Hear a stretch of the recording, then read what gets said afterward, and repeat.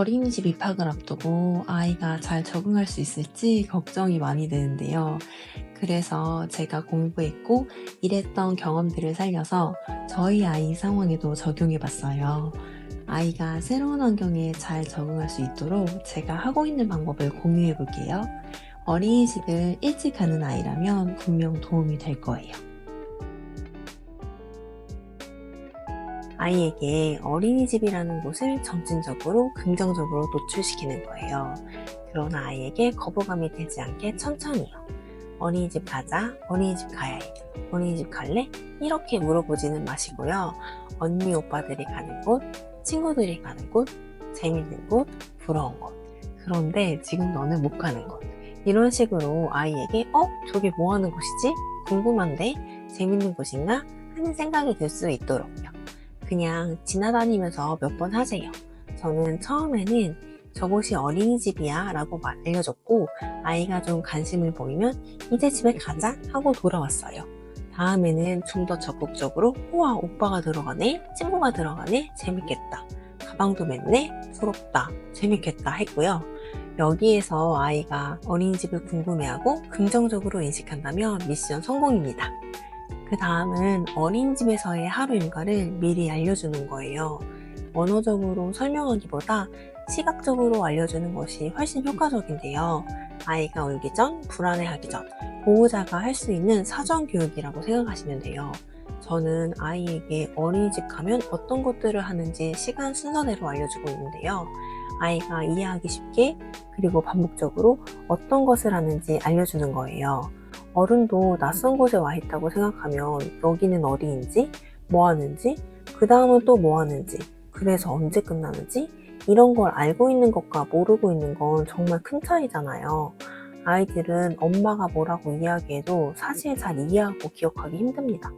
그래서 반복적으로 시간 순서대로 어떤 것들을 하게 되는지 시각적으로 알려주면 좋습니다. 아이가 어린이집 일과를 예상할 수 있으니 불안하지 않고 훨씬 편안할 거예요. 보통 낮잠은 어린이집 다니고 며칠에서 몇 주 뒤부터 자게 되잖아요. 그때 맞춰서 낮잠 이불을 급하게 사지 말고 미리 구입하는 거예요.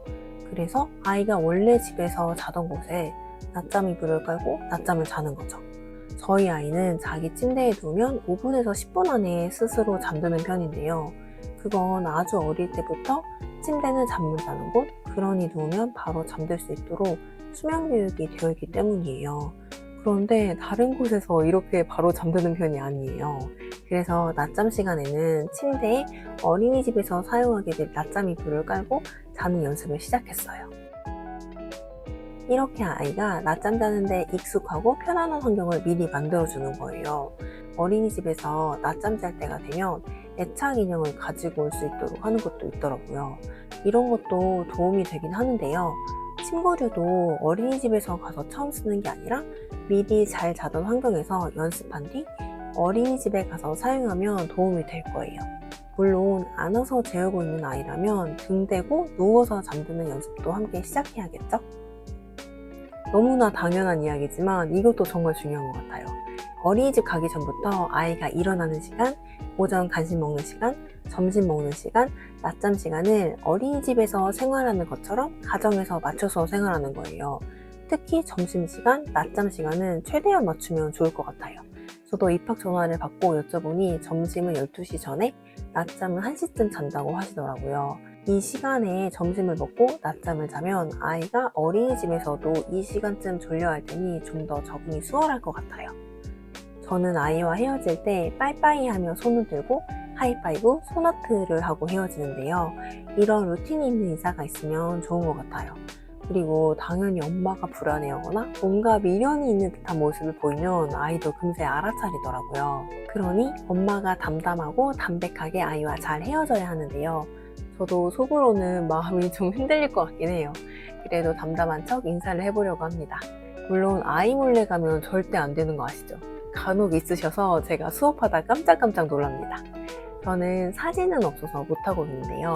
아이들은 공간에 대한 적응, 사람에 대한 적응도 해야 하니까요. 어린이집 내부 사진을 미리 보여주거나 담임 선생님이 확정되었다면 사진을 미리 보여주면서 이야기해도 좋을 것 같아요. 제가 어릴 때 어린이집에 가는 걸 무척 싫어했다고 해요. 사실 저도 기억이 납니다. 어린 제가 그 어린이집 계단에 앉아서 엄마를 기다렸거든요. 그래서 저는 저희 아이를 최대한 오래 데리고 있고 싶어 했어요. 결혼하기 전부터 내 아이는 내가 키우겠다고 말하고 다닐 정도였거든요. 그러다 이제는 남편과 상의 끝에 어린이집에 보내도 괜찮겠다는 결정을 했고요. 그리고 며칠 전에 대기했던 어린이집에서 추가로 입학할 수 있다는 전화를 받았어요. 다들 저와 같은 마음으로 아이를 생각하고 어린이집 입학을 기다리고 계시겠죠? 어린이집이라는 곳은 어쨌든 아이도 엄마도 준비가 필요한 것 같아요. 우리 아가들 새로운 환경에 적응하려면 힘든 면도 있겠지만 잘 적응하길 바라는 마음으로 영상 만들어 보았습니다. 도움이 되셨다면 구독 부탁드릴게요.